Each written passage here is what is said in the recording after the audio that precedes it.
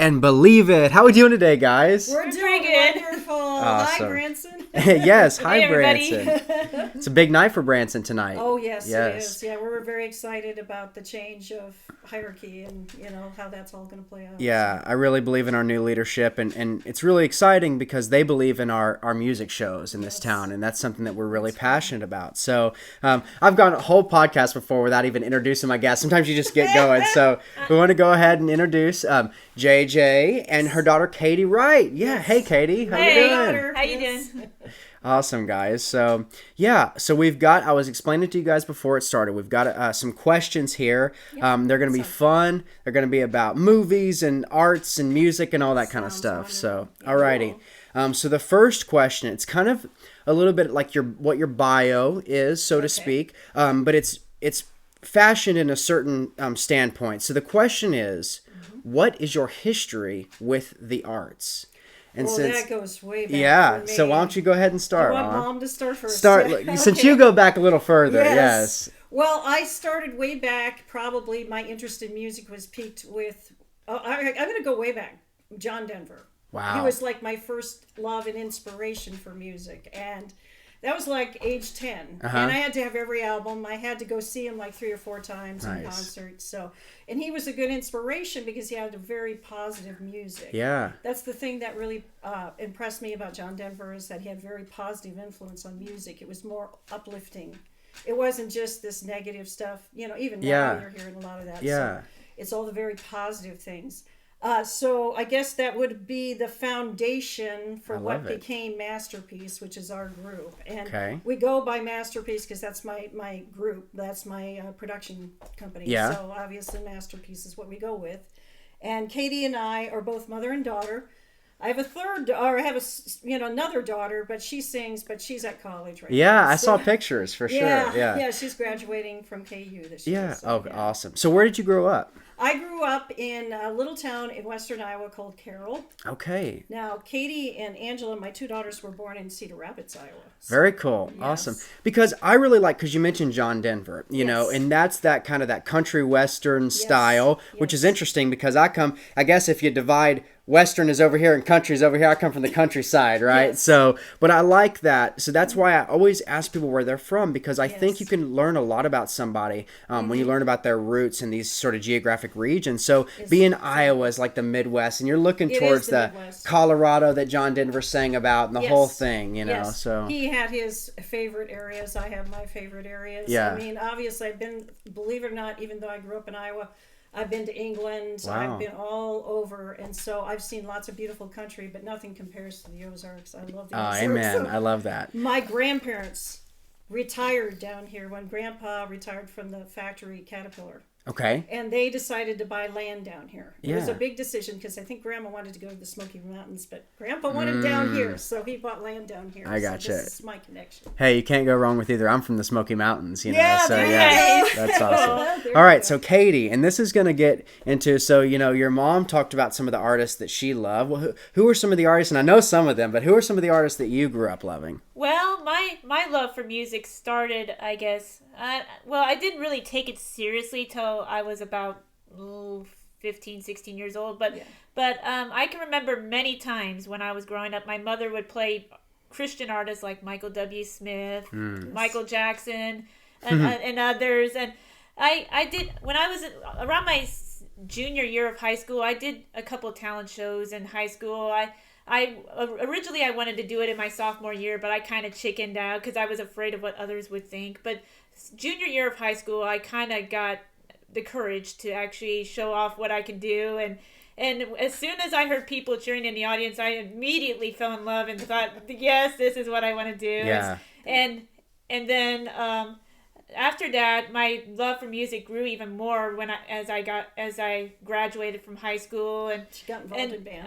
I got involved in the worship team when as soon as my mom and I moved to Branson, and I played drums and percussion, and then all that kind of got me really interested in learning what music is all about, and then learning how to songwrite and go from there. That's why I want to do what I do. You should mention that you got the Director's Award in high It's school. not Director's Award. I I got the John Sousa John award Sousa. award Yes. in when I was in high school because I played trumpet in marching bands. Fantastic. And I also earned a letter too. Well, what's interesting is that it was similar to another award that was in the vocal department, and I got that award when I was in high school. So it's kind of funny. The circle of life, right? Yeah, exactly. Yes. Well, that's so cool because Katie, you and I are close to the same age, where we would consider ourselves in the same generation, so to speak. And so our generation really grew up with music and films. So you talk about Disney, you talk about soundtracks, like you're saying. So talk about some of those experiences and how that really shapes kind of our musical repertoire growing up. Well, I've watched many musical films from Disney and stuff. I also watched a lot of songs. I've also watched a lot of videos that are about music, I guess, or have something to do with music.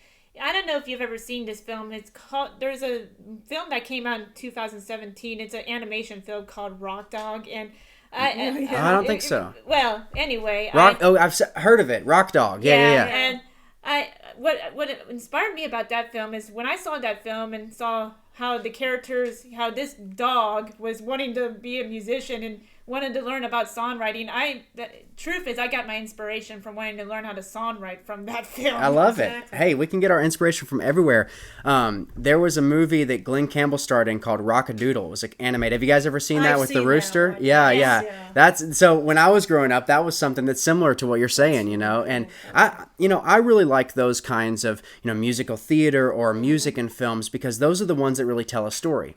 Country music really tells a story. Yes. But some of these songs that go like the Trolls movies that have been I love lately, those. that's the more recent Yeah, absolutely. So I get excited because I'm one of those kind of older spirits. It's kind of curmudgeonly and thinks the music used to be better 20 years ago or 30. Go through that. Yeah. But I like some of these other areas where we see some cool resurgence. Like there is almost a renaissance, a golden age of musicals right now. From the like Hamilton or Wicked or stuff like that. Which is really exciting. That's okay, really cool. So here's we've moved on to our second question now. Okay. And the second question is, instead of asking, some people ask your favorite song or your favorite movie or something like that. So I won't ask it exactly like that, but I will say, what is your favorite story? Maybe Katie can start with that if you have an answer to that. As far as a So book? anything. It could be a book, a movie. So like my favorite story is The Wizard of Oz, right? Mm-hmm. And so that goes into the music and the movies and the books. So it's kind of encapsulates the whole thing. So it could be a movie or whatever, so. Something that stands out for you. Yeah. Gosh. Well, I love The Lion King. Yeah, that's a good choice. Well, you said Circle of Life. Yeah. I mean, I love the music. My mom and I, a couple years ago, actually got to see the Broadway musical in Springfield, Missouri. Twice. Wow, I haven't gotten to it yet. Yes, that's really yes. cool. I also like Les Miserables. We saw that last year that's too. Beautiful. I saw that in England. And what's really cool about the Les Miserables musical is when after my mom and I got done watching the musical up in Springfield, immediately after the musical ended, we went outside and I actually met the actor J. Michael Finley, who was in the film I Can Only Imagine. Oh, wow. And we got to meet him. He was actually in the musical playing a side character, and we got to meet him. I got to tell him how much I loved the movie I Can Only Imagine and the character he played. And Katie has this ability. I don't know what it is. She can just gravitate like a magnet, and people will come forward and talk to her. Oh, that's cool. I love that. I really do. Mama, do you have an answer to the question? Well, favorite story? A film, an influence, and a person. Okay. Goes all the way back to when I was 5. Okay, this is going back, but even before John Denver. Uh-huh. My mother used to every Easter play The Sound of Music. Ah. And Julie Andrews was my musical inspiration. As a matter of fact, here I was 4.5, 5 years old, and I was trying to sing as high as she was. Now, years later, my vocal teacher in high school, he said, well, that's probably why your voice struggles a little bit with the vibrato. It's because you were trying to build that vibrato before your voice was ready to actually embrace that. I see, yeah. Yeah, so now I got to kind of watch it, especially when I perform live, to control the vibrato a little bit, because it gets a little bit lilting, Well, that's a good choice, though. Sound of Music. What an iconic, the songs. And it was a generational thing. It really was. Yeah, people my generation will pick that one out. Well, and so when I talk about my mom was the one who kind of led me towards The Wizard of Oz, but my dad, that was his favorite, Sound of Music. So he got the good blend there. That's really cool. So, okay, Katie. Well, this is a kind of an addendum on that second question, because I've actually seen you post about certain things, and I saw you when Star Wars was out being really excited about Star Wars, So let's talk about that a little bit, because that's what I get excited about, this kind of stuff, Wizard of Oz and Lord of the Rings and that's my stuff, Lord of so the Rings, I like. Yeah, definitely. So talk to me about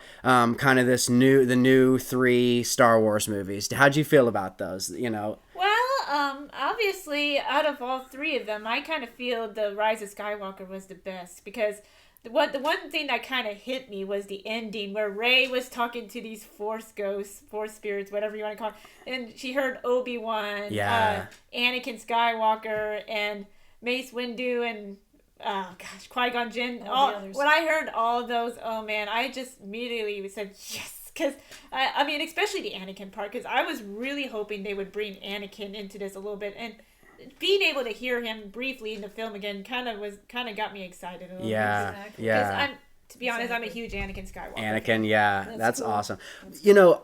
That was, I think, my favorite too, because, and that might have been my favorite of all of them, I think, only because, and I know a lot of people have a bias towards the older ones, and I get that, they're the originals, Yeah. But like you mentioned Les Miserables, right? Yeah. And I'm a big political guy, and that's about populism and revolutions and that kind of thing. Yes. So almost in that same what was happening in that same scene on the other end when they're all showing up, but it's not just a fleet of the same type of ship, it's all these ships from all over the galaxy. That was what I thought was really cool. My mom got to see Les Miserables in England when she visited England. Yes, I got to see it with the original guy who had done the first production as the pub master. Okay. He was the original actor. It was really cool. Nice. I think it was one of the last years he actually did the role live. Fascinating. And that's an interesting place to see it too, because it's a different, England and France have a unique relationship throughout history. And so all these kind of, that's why I always, like I said, ask people where they're from, because you are informed by certain things, Mm-hmm. So, all right. So we talked about the Star Wars, which was exciting. Do you like any of the superhero movies that are out right now? I do love Spider-Man. Spider-Man is one of my favorite superheroes to actually watch on the screen. And the Avengers. The Avengers was pretty cool, too. Yeah, okay, nice. So, have you ever thought about if you had a superpower, what would it be? Oh, man. That's a good question. Man. I suppose, probably similar powers to Spider-Man, maybe. Spider-Man, yeah. Climbing on stuff. I'm a little nervous of heights, so I don't know if that would be good for me. Of course, he could always catch himself, Yeah, so.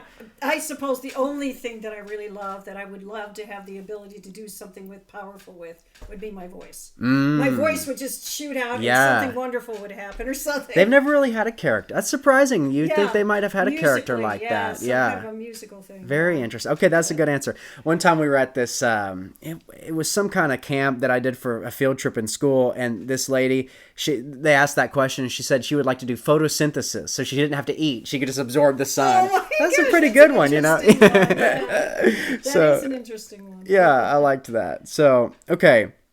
Do either of you have a historical figure that you feel connected to? Oh, wow. I know what she would say. To ask her first. Okay, Katie? Well, as I always did my favorite, his part of history was always the Civil War kind of stuff, and the specific character, a specific person I kind of admire is Robert Gouldshaw. In case you don't know who he is, he was colonel of the 54th Massachusetts from the Civil War, and he unfortunately his life got cut short because during the Battle of Fort Wagner in the Civil War days, the Southerners kind of shot him like 3 times near the heart area, and he ended up dying. But I kind of admire him because of the fact that he was one of the very first colonels to actually give the black troops a chance to fight in the Civil War. And the 54th Massachusetts were one of the first black units, black units regiments to fight during the Civil War. Wow, that is really cool. I think there was only one other, and I think it was from the Midwest, and I forget, the Kansas regiment. Yeah. Now, did they make a film about Glory? Yeah, I've seen that. Glory. Wow.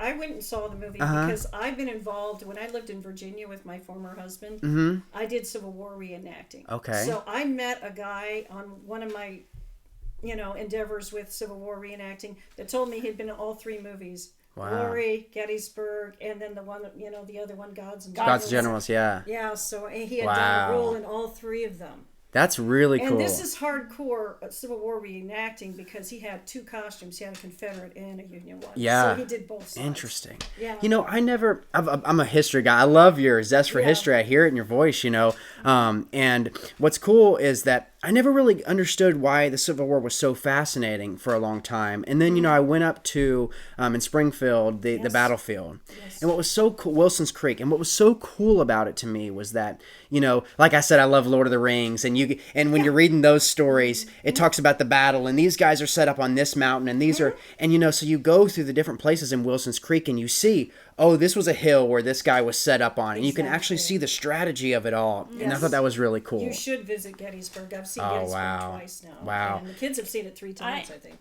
I also Antietam. Antietam is a pretty cool battlefield to visit, too, because before Colonel Shaw became colonel of the 54th, he was a captain of another regiment. I forget the regiment that he was captain of, but he was in the Battle of Antietam as captain of the troops over there. Wow. Yeah. That's really great history. I'm kind of glad she said Shaw, because mine is Abraham Lincoln. I also like mainly because of the fact that when I went to a Civil War reenactment in Springfield, Illinois, I met the guy who was doing the reenacting for Abraham Lincoln. Wow. And I asked him specific questions about our generation now and what Lincoln would do now. Sort of like if he could step out of history and come now. Yeah. Be here now and all that.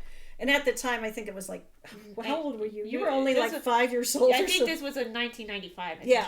So basically, he answered those questions very pointedly. And he made a statement to me, which I found kind of interesting. It started me thinking. He says, "You've done Civil War reenacting," and I said, "Yes, I have." And he said, "You'd make a good Mary Todd Lincoln." And I thought, what a tough role to fill. Wow. Those shoes. I mean, she was kind of an unusual lady, and not always do I agree with everything she did with her life, but she was an interesting influence on history. Why don't you tell them? So if I had an ideal role, it would be to do Mary Todd Lincoln. Why don't you tell them what Lincoln supposedly told you when you asked the reenactor what as far as. Tell him what the guy reenacting Lincoln told you as far as what he would think of our generation now. He basically said, it was a very wise statement, he said, sometimes history is not just all black and white. Sometimes it's like a pendulum. It kind of goes to one direction and then it'll swing back towards the middle and then back to the other direction. But somehow it always has its core in the middle. Yeah. And I think that's a good answer for what's going on now. I agree with that. Nice. I think there's at least we have our hope in that. There's a hope of a pendulum swing. I think, there's the idea of kind of the civil rights movement and then it swings back. And now we're in this period where it's cancel culture and it seems but it seems like the pendulum has swung too far this way, but a nice, happy balance, right? Exactly. So if the pendulum can come back, I think that's at least what we're all hoping for. And probably the only other thing I would say about that particular thought is that just because it swings in one direction or another doesn't mean we can't stay, like it says in the Lincoln movie, our true north. He said in the Lincoln movie to the was it Stevenson that he said to him, you've got to keep your compass on true north, and true north will happen if you just let it. Wow, that's really cool. Try to let your guard down and not be so emotional about things. Yeah, that's really cool. Another amazing Civil War movie that I've seen is called The Free State of Jones. Have you guys seen that movie? I think I'm familiar with it. Yeah. Oh yeah, very cool. It's about Katie. It's really cool. It's like this county in Mississippi that seceded from the Confederacy. Yes. Because the idea was only the rich people are the ones that actually own slaves and are actually benefiting for, and so it's like the slaves picked cotton, but these guys were fighting, killing using their lives, so fascinating story, really amazing. Didn't they make a movie about that? Yeah, McConaughey did. Yes, I love that actor. Yeah, so great. Absolutely. That's cool. So I'll throw in a kind of an addendum question to that. We asked it in the first podcast. Okay. So I asked about a historical figure that you feel connected to. Is there a country or a culture that you really like? Japanese culture or anything. Culture. Yeah. Okay. As far as country or culture, I the one place I've always dreamed about visiting, and I'm still praying and hoping I get a chance to sometime in the future, is Israel. I love Israel because I love the story of Jesus and the disciples, and not to mention all the other prophets that came before Jesus that also were part of Israel and stuff. You mentioned the story about how Lincoln wanted to go to the Holy Lands. Another fun fact, and I learned this from the movie Lincoln and storybooks and stuff. Abraham Lincoln, one of his biggest dreams was to visit Israel, and he was supposedly he was planning on visiting Israel if he had a chance to retire and get out of the presidency, but unfortunately John Wilkes Booth cut that short. Yes. But that was his dream. That's fascinating. You don't think sometimes how often they got a chance to go overseas. Now it's just so common for presidents to go to all the countries, Yes, for sure. And I remember, like, they used to say if you visit Andrew Jackson's home in Nashville, they say it took like 30 days to get to Washington. So it's like it was a commitment, so that's very cool. Sure. So that's great. That's really cool. Do you have a country that you've thought is it the same? A country. Yeah. Well, since I've been there, I have an affinity for England. Oh, so obviously, I do like the culture.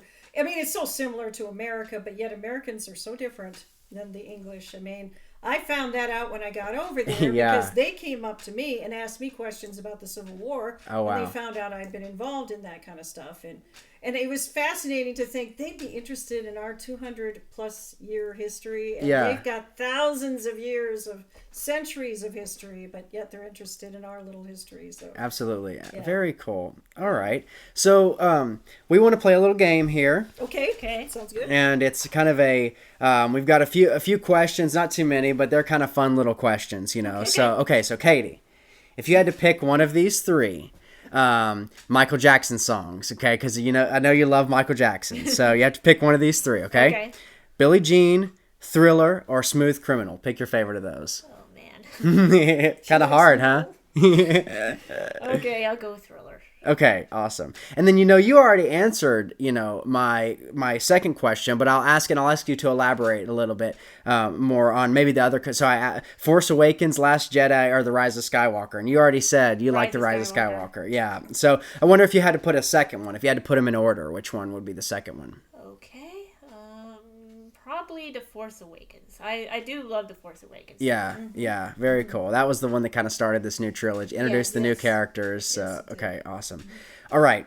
So I also see, because what I do sometimes when I'm getting these prepared is go through people's Facebooks and see if I can draw any inspiration for questions, So I saw you guys went to Sight and Sound recently. Yes. So have you seen all of them? We've seen more than once usually. Yes. Well, when we originally moved to Branson, we did miss the story of Noah, but obviously Noah was back at Sight and Sound last year, so my mom and I got a chance to see it. Awesome. Okay. So we saw all of them. Okay, awesome. So if you had to pick, because these are the three that I've seen, so I'll ask you to pick between these three. Might be hard as well, but Samson, Noah, or the new production of Jesus that they've done. That's easy. Jesus. Jesus was the best. Yeah. Wow. That one was amazing. It surely was. What an incredible, place that is over there. It is. Yeah. You learn a lot about theater just when you watch them and how they work. Absolutely. And Katie's gotten to be kind of friendly with some of them. I am friends with some of the Sight and Sound actors. John Paul Sneed, who plays Nicodemus in the production. Oh, amazing. Yeah. Like I told you, she's a magnet. I love it. I need to get you in my politics, Katie. Katie would have a lot to say. Yeah, okay. That's awesome. Yeah. So, so are you guys interested in sports at all? Do you have a favorite sports team? I do like basketball and soccer. Okay. Do you have any teams that you follow or players or? I do occasionally watch the Kansas City Chiefs or sometimes I'll watch the KC Royals. What they're doing. Yeah. Maybe not the Jayhawks where your sister goes to school. Yeah. You ought to be watching their games. They're good too. You can probably catch them. That's awesome. Okay, so you said you're right ahead of me on a lot of these questions, Katie, because another one I had written down was Anakin Skywalker, Luke Skywalker, or Princess Leia, and so you kind of already answered that. So why do you like Anakin? Well, I always did like I call it the anti-hero, I guess. It's not so much the fact that Anakin falls to the dark side, but I like the fact that he gets redeemed and stuff in the Return of the Jedi and saves Luke from the Emperor and stuff. Yeah, the statement that Luke made about the fact that I know there's good in you. And I think that was always present even when they went back and did the preludes. I'm also a fan of Hayden Christensen, who is the actor of Anakin Skywalker. Yes. I love his acting. Yes. That's awesome. You know, it's really fascinating as the saga of Star Wars has unfolded, and how, you know, the idea of the Jedi is a unique idea. It's almost an Eastern kind of like Buddhist idea. And what's interesting about it is there are flaws in it. And what I love about the series is that it explores the flaws within even the Jedi's philosophy, you know. So the idea that, you know, Anakin kind of went astray because he had so much love for Padme, who was dying, and the whole thing, you know. So it's really interesting to see that it's not just like kind of the, you know, the Judeo-Christian philosophy, which some of that is in Star Wars as well, but that we have where it's more just like good versus evil. This is light side and dark side, but there's nuances to it, you know, because theirs is more kind of that Spock mentality of no emotion, you know, that kind of thing. And so, what I get from it, if you want to ask about Star Wars for me, is the idea that the whole basic of the sinner's prayer, where you know, we have to accept the fact that we want to embrace the good. Yes. But we are not able to go that extra mile. But Jesus came in and intervened and went that extra mile for us, and that he covers us. And so for me, I see a little of both in the movie series. Yeah. You know, I see the Christian idea of the redeemed person, like she brought up, and the idea that we're flawed when it comes to how we approach it, if we approach it from our own attitude. But when we give ourselves over to what's better, what's higher, what's up there. Yeah. That's what I get from it. Very interesting. I resonated a little bit with the anti-hero that's in this new, Kylo Ren. And one reason I liked his character and thought his character was fascinating was because, I'm a person that has always been in the shadow of my grandfather. You know, my grandfather was country music singer Mal Tillis. I know. And so Kylo's grandfather was Darth Vader, you know? Exactly. And so it's like, it's just kind of cool where it's like, especially the whole thing, he's looking at these mementos. It's an interesting dichotomy. You see a lot of movies where people are chasing after their father's thing or whatever, but another movie that does the grandfather thing good, I don't know if you guys have seen, is Coco, the Pixar film. Oh, yeah. Coco, Katie saw it, So, very cool. Awesome. Yeah. All right, Katie. So I'll ask this last question in this little series of 3 that we have here. And it is, choose between one of these 3: Christmas, Halloween, or Thanksgiving. Ooh, holidays. Wow, that's a tough one. I guess I'll go Christmas. Chris, I like Christmas too. Yes, yes. That's always good. You didn't have Easter in there, did you? No, I didn't have Easter. Just pick 3, you know. So I'm getting, Easter's great too. I was about to say I'm leaning, as when I was young, I would have said automatically Christmas. Always, not just because of gifts, because it was the warmest time that my family got together. Yeah. And there was no arguing. Oh yes, amen. Everybody was Hallelujah. Yes. On it. But now as I get older, springtime means more as you get older, because now you renewal and a chance to start again, and you shake out all the aches and things, and as you're getting older. So spring means more to me now. So Easter kind of has taken on a new sheen. Yes, I like that. I do like that. So, but out of the 3 you named, which one would you name?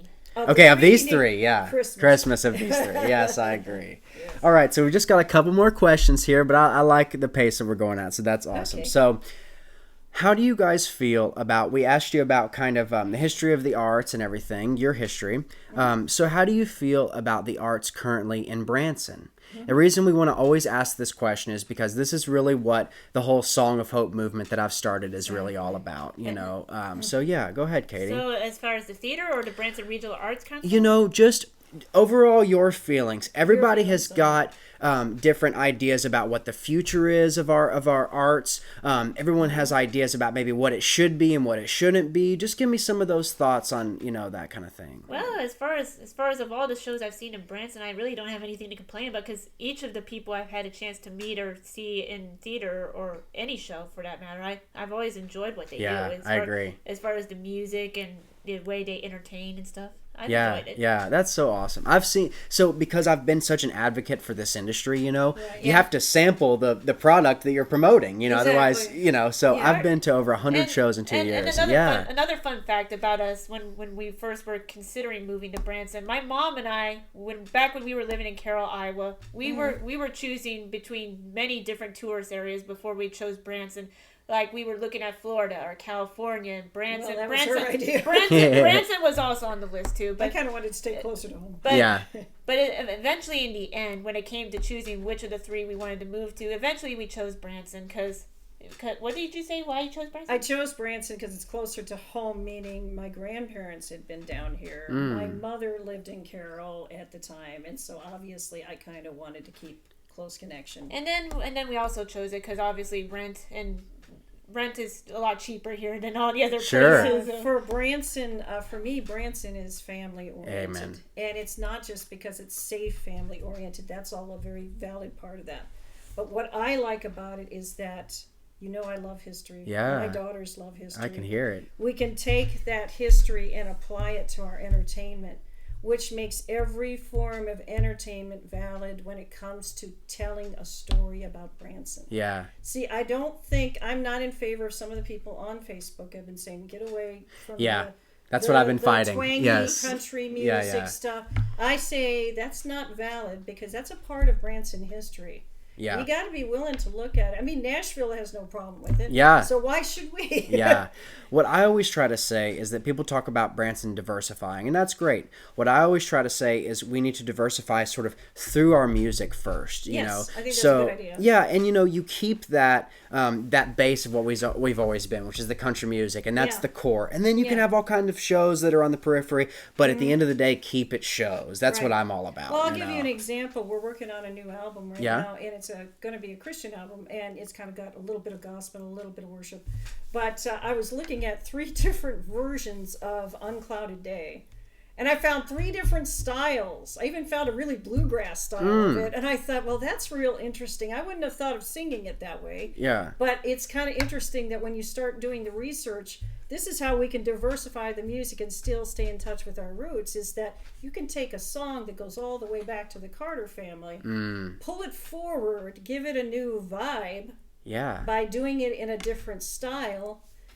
And there you make everybody happy. The elderly people that come to Branson will be happy because, I know that song. Yeah. But then the younger people will be happy because it's got more of that, really jazzed up vibe. There you go. So, I love it. I very much do. Yeah, that's awesome. So cool. So I'm so glad you mentioned a little bit about your music, and I want to take a little bit of time now where you can plug anything else that you guys are doing. Tell us a little bit more about your music and where we can find it and stuff like that. Yeah, exactly. Well, right now we're kind of old school. Okay. Well, we haven't done a whole lot of uploads because I haven't, first of all, I am 58. Sure, so I'm a little bit, she handles that end of it. So I don't really deal with the whole, internet upload cloud thing. So that's something that she would handle. But I do tell everybody on Facebook what we do sometimes, like whether it's we're working on a new album or check us out if we're doing a festival or something. So far, we've kept it strictly Branson until very recently. Yeah. We made friends with a producer and musician friend up in Wisconsin. Okay. You'd be surprised. Wisconsin's a whole other market that would be interesting for us. But it's the first attempt we've made to branch out from Branson and go up. And I will tell you on our new album we're currently working on right now, our 3rd album. We do intend to actually have a couple. We have maybe 3 or 4. Oh wow! Yes. We're trying to learn how to make original music too. Oh, fantastic! Yes, as a matter of fact, one is a collaboration with my friend Nathaniel up in Wisconsin. Okay. And it was one I wrote lyrics to, and I said I don't know what to do with this tune wise, and so I shot the lyrics up to him. And he came out with the tune, and we wrote it out, and then he basically sent it back down to me on recording, and then we haven't worked with it in the studio yet because I got to pull some musicians in for it. But, nice. Yeah, and you guys performed at the Song of Hope stage. Yes, that's awesome. And so. we did both the Summerfest. And Song of Hope. Actually, it's Autumn Days. Autumn Days. Not Summerfest. We did Autumn Days. Sorry, I was getting that confused. Winter Days, Autumn Fest. Yeah. No, I was getting it confused with our church festival. Gotcha. Yeah, we did Autumn Days and Song of Hope, and I would love to be able to do that again. Yes. Yeah. Well, we're, I'm always, people ask me, am I going to do another concert? And what I want to do is go bigger and better, not just have another concert. So the next idea is like a big Song of Hope festival. Yes. So that was the State of the Ozarks festival, and we were a part of it. Mm-hmm. But I want to do a solid, Song of Hope festival all by itself, So yeah, we'll invite you guys if we get that going. So awesome. So this is going to become kind of a signature question for us, and I want to end with this one. And I asked the last gentleman, Russell, who was on our podcast, we asked him this question. It's a unique one, but I think you guys will like it because you guys are people of faith, and I think it's a good way to end. So, and that show that I was telling you about where he read all the questions, he had a famous question in there that said, when you get to the pearly heavenly gates, what do you want God to say to you? So mine's a little bit different than that, but it's similar in some ways. And so it's the idea is if you closed your eyes and you went home tonight and you had a dream about that you got to heaven, and then you open your eyes, what would you see? Oh my goodness. I will tell you, I did have a real dream once. Mm-hmm. And I what I saw is scriptural, but it's interesting. It wasn't the pearly gates and all that like people envision. It was the Holy Mountain. And for some reason, I was with a bunch of pilgrims all going up the Holy Mountain. Wow. And the funny thing about it is we had all come out of a test of fire. It's like I had walked through, literally, flames, fire, out, up to the Holy Mountain where God was. Wow. And so for me, I take that vision and I carry it with me because I think to myself, I think I saw that for a reason in my sleep, because I really do believe God wants to communicate, to keep us going, to keep us strong, to keep us focused on Him, and to not let the things of this world drag us back down, or to discourage us. Well, I'll tell you, I actually had, my mom and I, we both are kind of spiritual. We both have been blessed to have dreams about God or Jesus or heaven, but my dream I had, it took place in 2008, and one of my dreams I had was I actually did get to see heaven, and what I saw, heaven basically looked no different than your neighborhood that you live in or anything. There were houses, but there were houses, there were people, there were beautiful places, but the only difference is no sin, and it looked clean and perfect. Beautiful. And what I hope to do in heaven someday when I get to heaven is I would love to have jam sessions with all the people I care about. Exactly. Yeah, there you go. That's what I want to do when I get with to Mel Tillis, right? Yes. I have a feeling Mel Tillis met Michael Jackson. That's awesome. You name it. Yes. That's going to be a valid thing. I like the idea you talked about the mountain, because that evokes to me this idea of like ascension, and this idea of that we're called to be more Christ-like, exactly.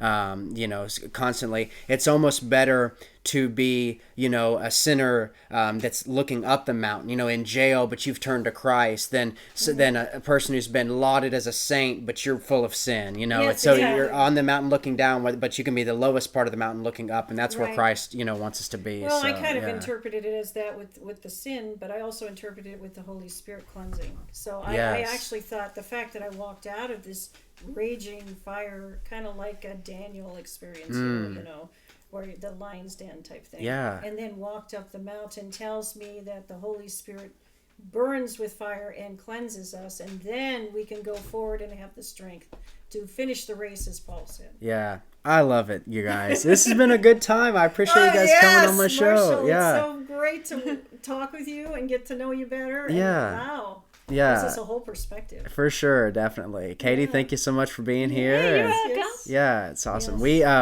and I met Katie when I had my little sports store next to A&W. Really? So that's how I also remember meeting you at the Rowdy Beaver too. Okay. Yes, a couple of times. Or maybe it was Uptown Sporting Grove. I'm sure that was one of those sports groves I met you at too. Katie's met so many people. It's hard to keep track. Yeah, that's a recurring theme. Yes, I love it. All right, you guys. So we're gonna be signing off here. Hey, thank y'all so much for coming today. Yeah, you're welcome. For the opportunity. We are so grateful. Yeah, awesome. You be blessed. Oh, amen. Thank you guys. Take care. You're welcome. Thank you.